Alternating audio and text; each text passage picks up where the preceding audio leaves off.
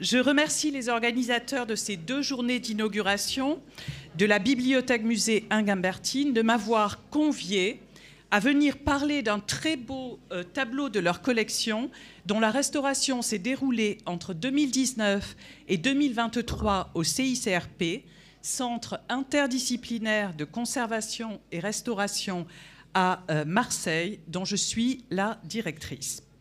Le CICRP est un GIP, c'est-à-dire un groupement d'intérêt public créé en 2002, composé de 4 membres que sont l'État, la ville de Marseille, la région PACA et le département des Bouches-du-Rhône. Le CICRP est chargé de missions de service public dans le domaine de la conservation-restauration du patrimoine, tant pour les édifices protégés au titre des monuments historiques que pour les collections des musées de France. C'est le seul établissement en France qui est chargé des 2 domaines. Pour cela, nous disposons de près de 6000 m² au sein de l'ancienne manufacture des tabacs du quartier de la Belle de Mai à Marseille.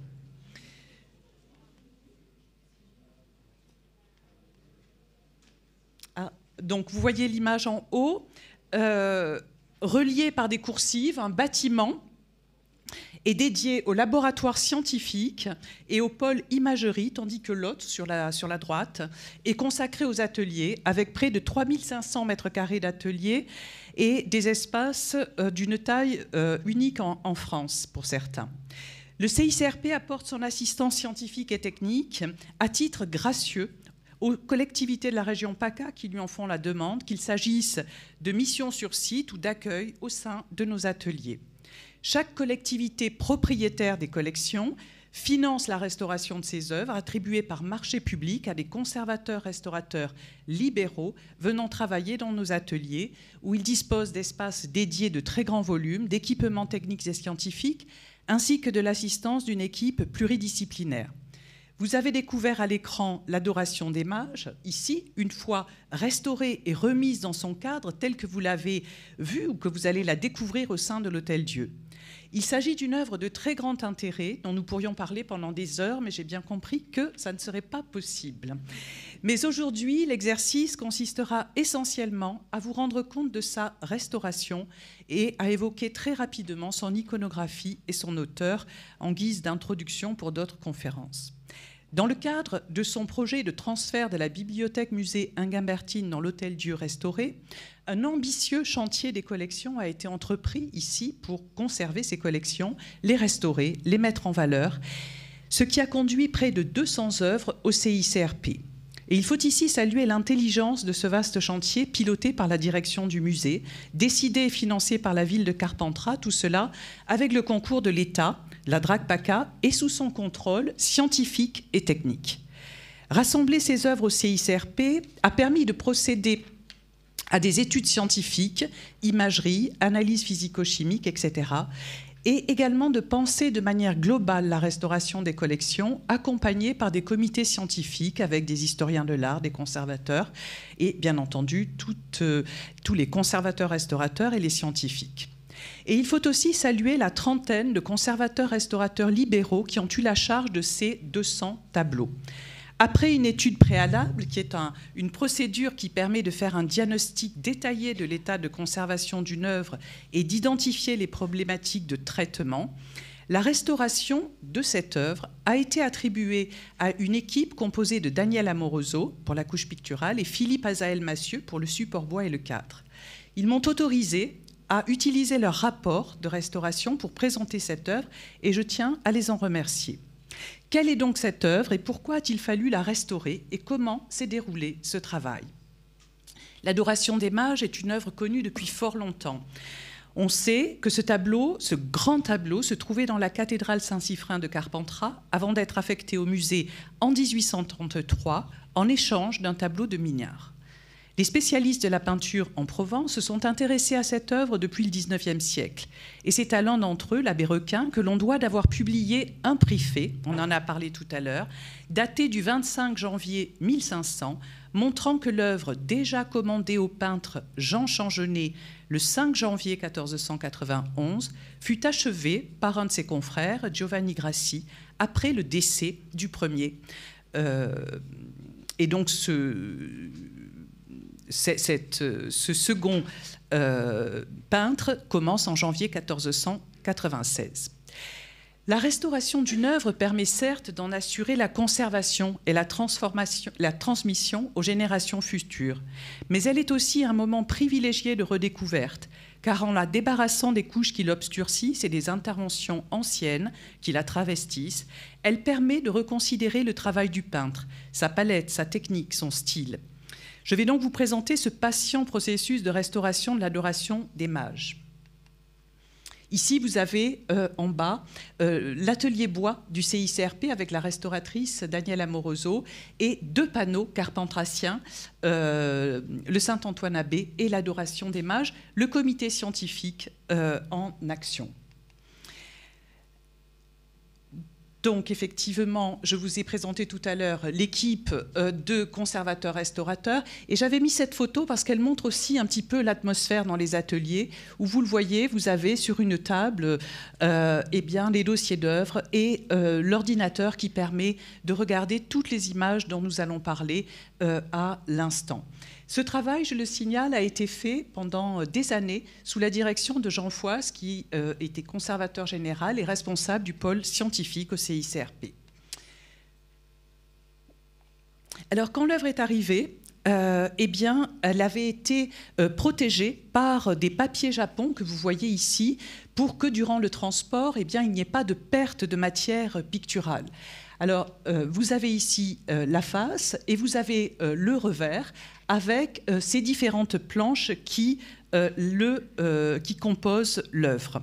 C'est ainsi donc que l'œuvre est arrivée au CICRP et a entamé son parcours, constat d'état, création d'un dossier d'œuvre qui l'accompagnera durant tout son séjour dans les ateliers, puis qui sera intégré dans notre base de données interne.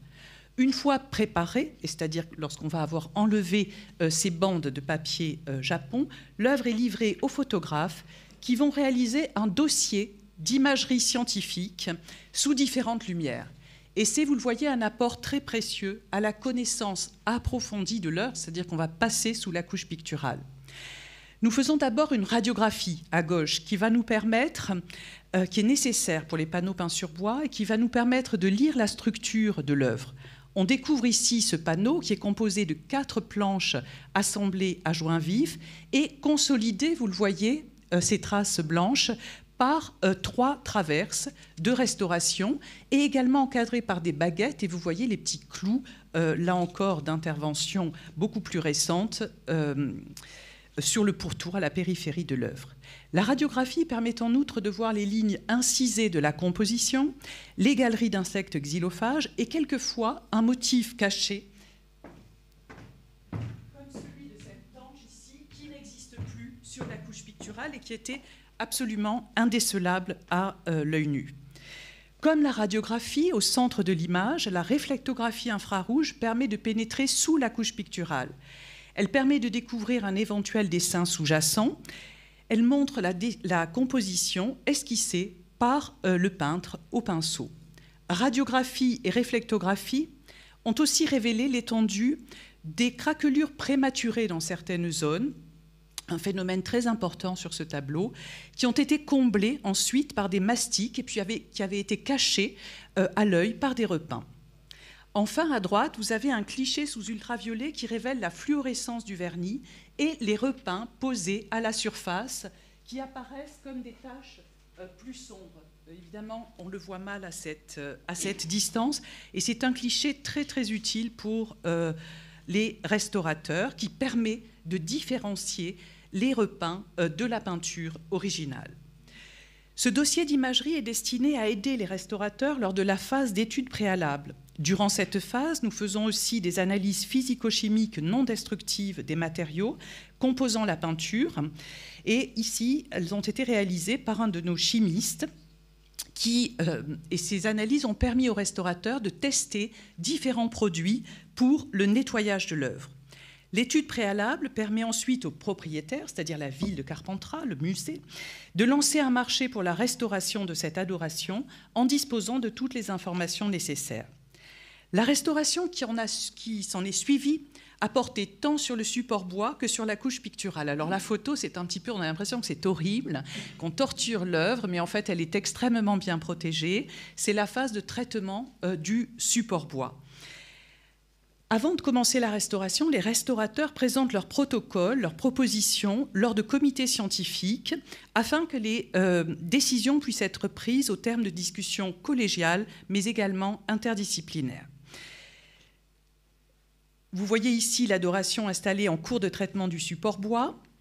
Et vous voyez ici ce qui ont été les étapes les plus importantes. Les planches qui avaient été assemblées à joint vif s'étaient écartées. Et il a fallu non seulement enlever les papillons de restauration, donc ça c'est les nouveaux qui ont été posés, qui apparaissent en blanc, mais également insérer des flipos. Très fine de balsa qui vient venir combler le trou entre deux planches. Et vous voyez ensuite le revers une fois que tout ceci a été teinté pour harmoniser l'ensemble des restaurations. Il s'agit ici de 4 planches de noyer, qui est une essence très caractéristique de la peinture en Provence à cette époque-là. Et il y a eu bien entendu un traitement très important du support contre les infestations qui se sont produites durant des années, peut-être probablement aussi des siècles, et qui, quelquefois, ont laissé des galeries qui viennent fragiliser la couche picturale. L'intervention sur la couche picturale bénéficie des conclusions des études physico-chimiques. Le panneau de bois a été enduit d'une couche de préparation assez épaisse qu'on appelle le gesso, qui est un sulfate de calcium avec de la colle animale, qui est très caractéristique de la peinture de notre région et de l'Italie à cette époque. Ici, ce qui est particulier, c'est qu'il n'y a pas de toile qui est noyée dans le gesso, comme c'est très souvent le cas.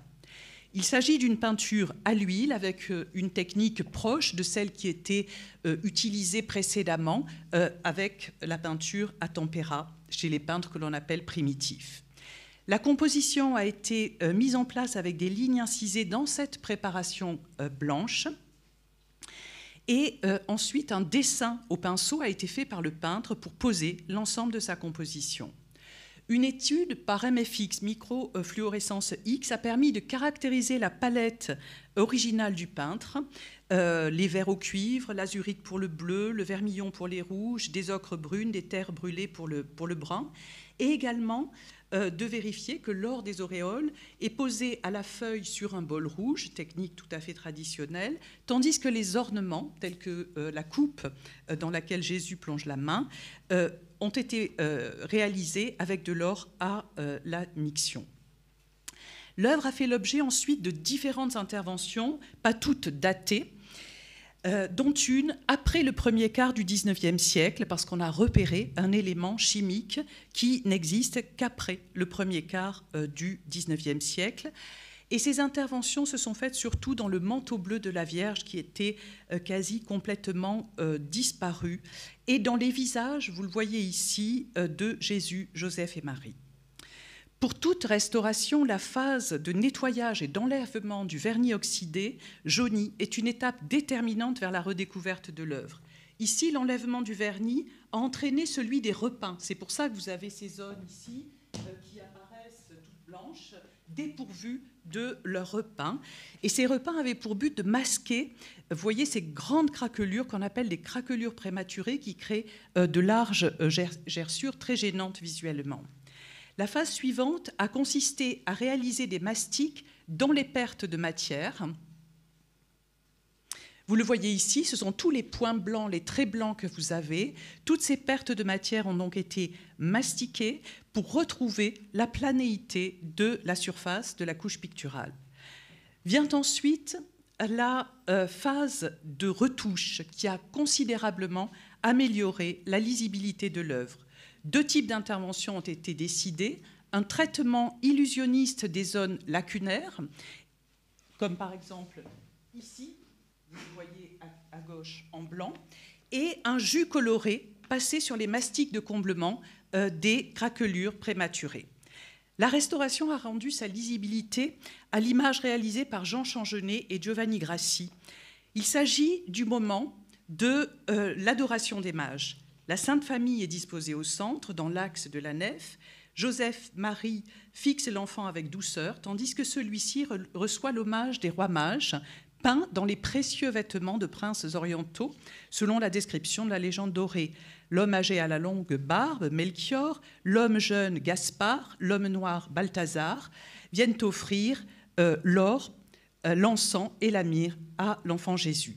L'arrière-plan foisonne de détails savoureux, des tourterelles, des anges voltants, certains rappelant les moments précédents du cycle de la Nativité, comme la scène des bergers guidés par l'étoile que vous voyez à l'arrière-plan. Au premier plan, deux grandes figures. À gauche, l'évêque Saint-Honoré, qui tient un livre et une planche à enfourner, et à droite, Saint-Maur. Ces deux figures sont à mettre en relation avec les commanditaires de l'œuvre, cette œuvre ayant été réalisée très probablement pour la confrérie des boulangers de la cathédrale de Saint-Siffrin. Il faut rappeler que cette œuvre fait partie d'un ensemble de panneaux peints sur bois conservés à Carpentras, Avignon, Aix-en-Provence, Paris, mais aussi à l'étranger, qui témoignent de la vigueur et de la qualité de la production picturale en Provence au XVe siècle, foyer pictural dénommé École d'Avignon par les historiens de l'art. Le peintre, à qui est attribuée l'adoration, Jean Changenet, appartient à une famille de peintres bourguignons de renom. Dijonais, il s'installe à Avignon, où il ouvre un atelier vers 1480, dans un quartier où vivent peintres et menuisiers. Atelier important qui jouit d'une grande réputation et produit d'importants retables pour les églises avignonnaises et du comtat. À sa mort, au plus tard en janvier 1495, son atelier passe au piémontais Giovanni Grassi jusqu'en 1502, puis au flamand Jos Lieferinx jusqu'en 1508, et enfin au parisien Nicolas d'Ypres, que l'on connaît bien à Carpentras, qui rachète sa maison en 1509. Tous ces peintres font vivre l'héritage de Jean Changenet, ce dont témoignent les liens stylistiques nombreux entre les peintures conservées de cette génération de l'école d'Avignon, sujet passionnant qui mériterait une autre conférence. Je vous remercie pour votre attention.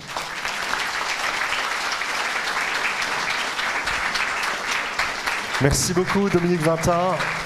17 minutes 50 à vous entendre et maintenant nous allons entendre quelques questions. Qui souhaite interroger Dominique Vintin? Madame, je viens vers vous très vite. Vous pourriez faire passer le micro s'il vous plaît. Merci madame. Bonjour madame, merci pour ces très bonnes explications, j'ai appris beaucoup de choses. Quelle a été la durée de restauration entre le moment où on vous a confié cette œuvre et au moment où vous l'avez livrée pour aujourd'hui? Alors, je suis un petit peu embarrassée pour vous répondre parce que ça fait seulement 1 an et demi que j'ai pris la direction du CICRP. Sachez en tout cas que le chantier des collections a duré une quinzaine d'années pour restaurer 200 œuvres.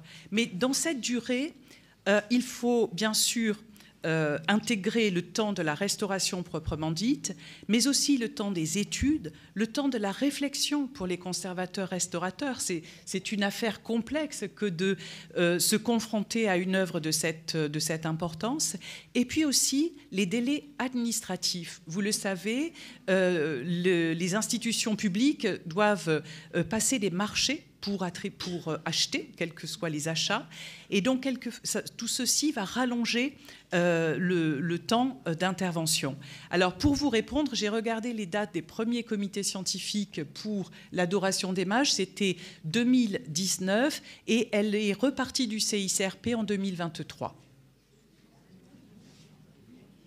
Il y a aussi, c'est vrai que c'est important de le préciser, en matière de restauration, il faut prendre son temps, le temps de l'observation, le temps de la réflexion, le temps de la mise au point des protocoles. Et puis après, il y a des temps techniques aussi, le temps du séchage des cols, le temps du séchage des vernis, etc. Merci Dominique Vintin. Une autre question? Monsieur.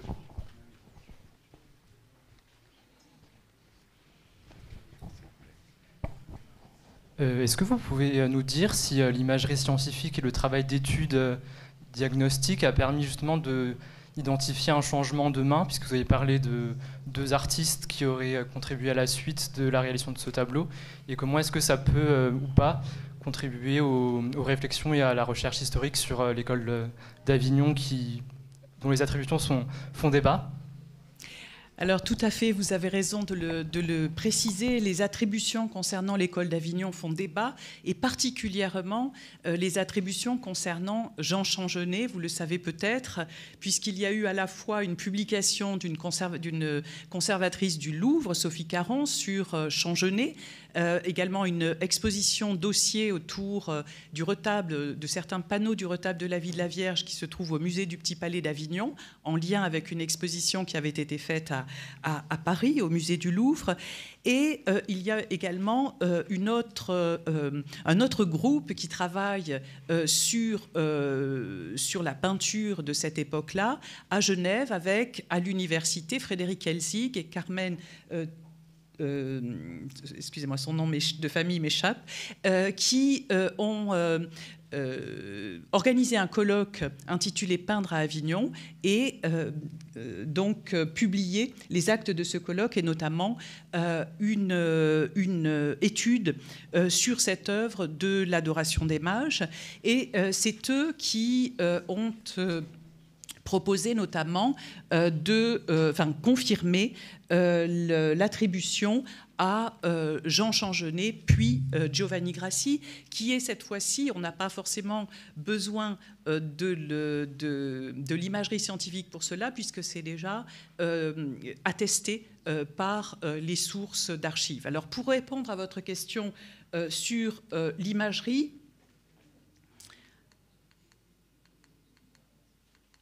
j'essaie de revenir à l'image en question. En fait, je pense que la clé pour la question de ces attributions, plutôt que d'une recherche méticuleuse de différentes mains qui n'est pas apparue de manière flagrante au cours de la restauration de cette œuvre, mais peut-être parce qu'il n'y a pas eu un travail spécifique qui a été fait sur cette question, je pense qu'une des clés pour l'attribution de ces œuvres, l'analyse de ces œuvres de l'école d'Avignon, c'est plutôt d'envisager la culture visuelle de tous ces peintres qui, vous le voyez au travers de ce que je disais tout à l'heure, quelquefois héritent ou reprennent l'atelier d'un confrère. Et ces peintres, ce groupe de peintres, ils sont aussi très liés par des liens familiaux, faisant des mariages au sein de cette communauté. Et je pense que c'est une analyse vraiment détaillée de ces physionomies, notamment de cette manière de traiter l'architecture, qui nous donne des clés. Je pense que vous pourrez aller tout à l'heure revoir l'adoration des mages et puis aussi le Saint-Antoine anonyme qui se trouve dans la bibliothèque de Monseigneur d'Inguimbert et face à lui le petit panneau de la rencontre à la porte dorée attribué à Nicolas d'Ypres. Je ne sais pas si j'ai bien répondu à votre question.